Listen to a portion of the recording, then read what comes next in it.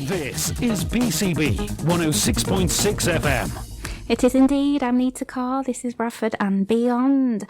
This Mental Health Awareness Week, the NHS Mental Health Learning Disability and Autism Trust in West Yorkshire have launched the latest in a series of recruitment campaigns aimed at getting people from all backgrounds and communities into work with them. Joining us now, we have Kathryn Hart, who is the Deputy Chief Executive Officer and Human Resources Director at Touchstone in Leeds. Welcome, Kathryn. Thank you very much. Hello to everyone. Thank you for joining us today. So you're recruiting healthcare support workers, or is there more vacancies? Oh, there's a lot more. So we're doing various things. So first of all, we're doing an in-person job fair in Wakefield on the 24th of May. At the Wakefield Library, and it starts at 11 till 3, and we've got quiet hours between 11 and 12.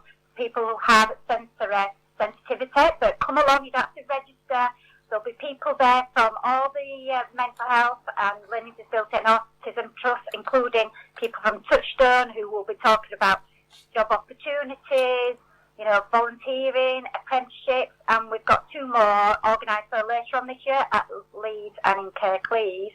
But what we're really excited about is actually the virtual recruitment fair, which we've got on the 31st of May, which people can register for now by going to NHS Job Fairs, westyork.bfairs.com.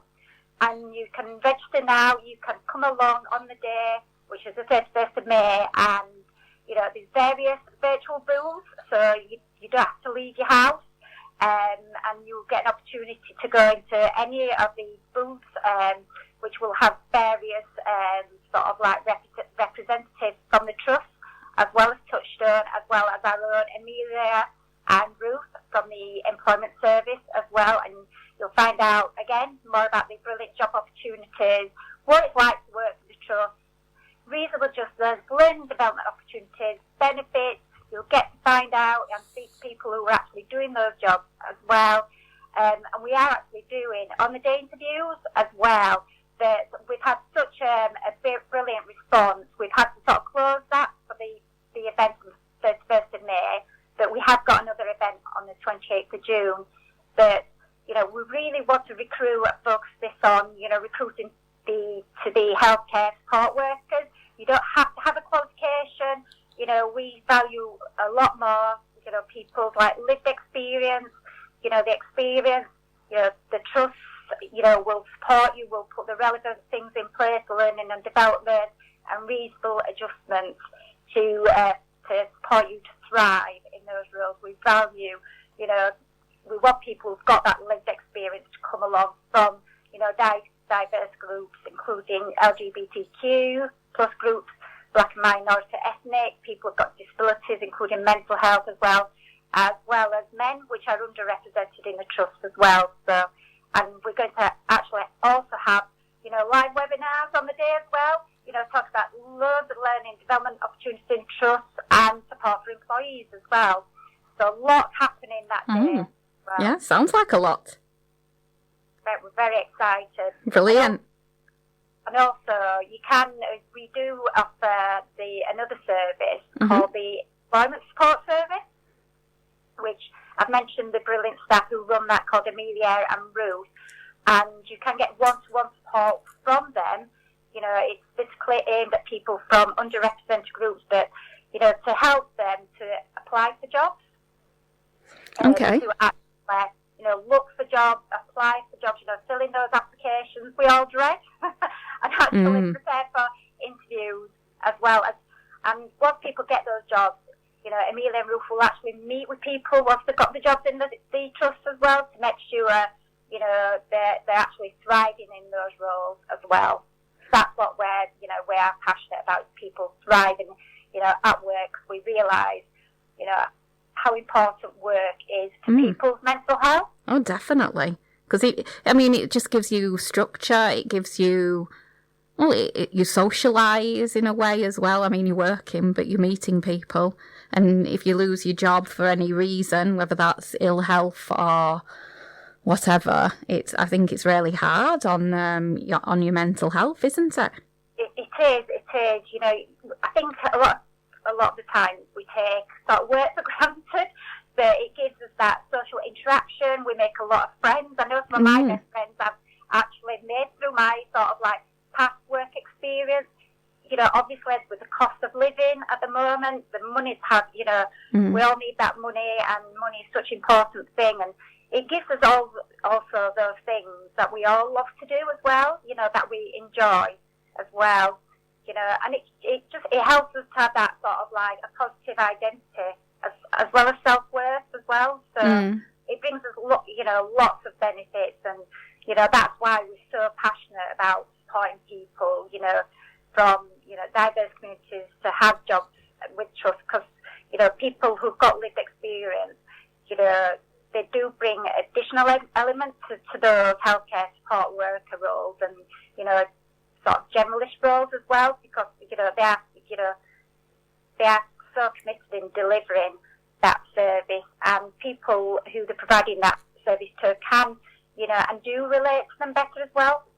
Yeah, if you've been through something, so as you said, you have that lived experience, then you're going to be maybe, I don't know, more compassionate, or I don't know if that's the right word, really. Yeah, Kathryn? but you do have that understanding, and I think we all can relate to that. If we've got somebody, you know, who sort of sat in front of us, who was sort of, you know, talking about their lived experience, you know, you feel like they actually do understand, you know, what you've gone through, what you're talking about, and, you know, people are more likely to open up, you know, about what's going on, you know, from them, which means that we can provide a better services to, you know, different communities, you know, across West Yorkshire. And you said there that you mentioned that men are underrepresented.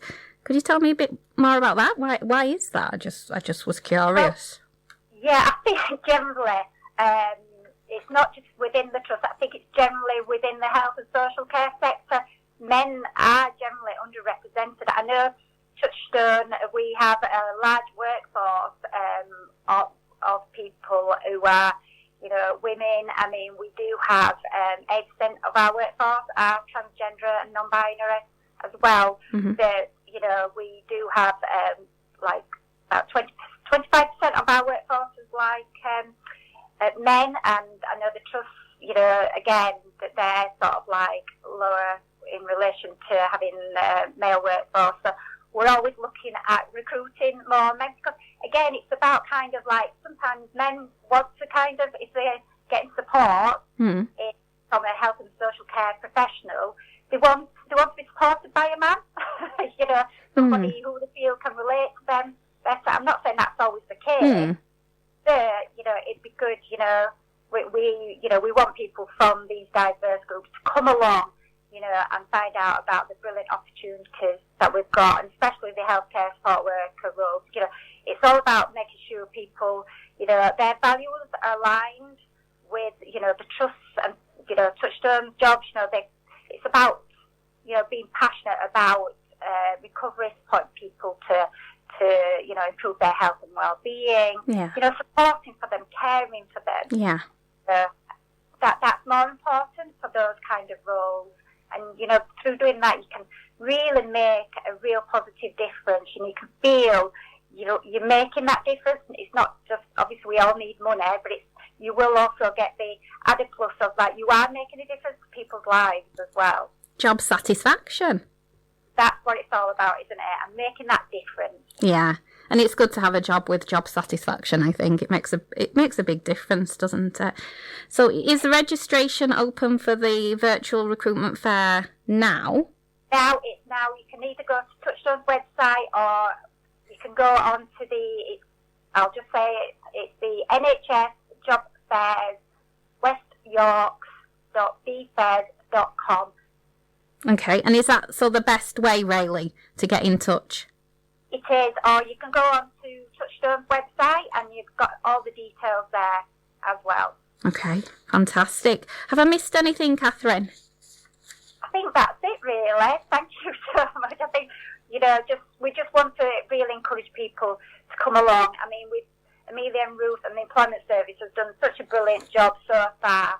We only started sort of like October, November time, and, we've supported like over 86 people from diverse groups to actually, apply for jobs within the trust. And we did a brilliant job fair in Bradford in March where we had over 100 people attended from diverse groups. So it shows that it's really needed as well. So people are wanting, to come along and find out about those opportunities. And, the trust very much want people to come along to these events. And, we want to support them to apply and, thrive in those roles once they get them as well. Mm-hmm. Brilliant. Well, I hope you get many more job applications. Fingers crossed. Fingers crossed, everything crossed. Well, thank you. Oh, thank you so much.